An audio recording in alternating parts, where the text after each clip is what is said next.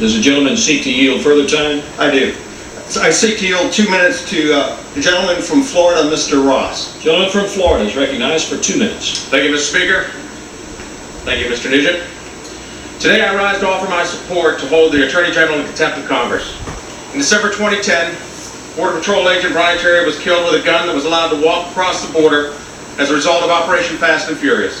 Mr. Speaker, some, including this Attorney General, and some of my colleagues on the other side of the aisle state that this operation began in a previous administration. This is demonstrably false, and nothing could be further from the truth. While there was a program under the previous administration known as Wide Receiver, the differences are quite stark. Under Wide Receiver, weapons were tracked, the Mexican government was involved, and no one died as a result of that operation. In fact, Operation Wide Receiver ended in late 2007, nearly 2 years before Fast and Furious began, and nearly 9 months before this president was sworn into office. Fast and Furious allowed guns to walk across the Mexican border with no tracking, no involvement by Mexican officials. Over 2,000 firearms disappeared across the border under this failed operation. Hundreds of Mexicans are dead because of this failed operation. An American hero and United States Marine, Agent Brian Terry, is dead because of this failed operation. Agent Terry stood his ground and told moms and dads across America that no one would hurt their children on his watch.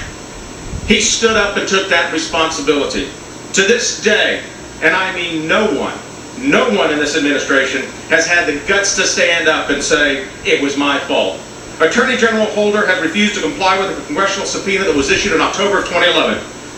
I was a practicing attorney in the real world before I came to Congress. In the real world, Americans are expected to comply with subpoenas. Is the Attorney General any different? No, he is not.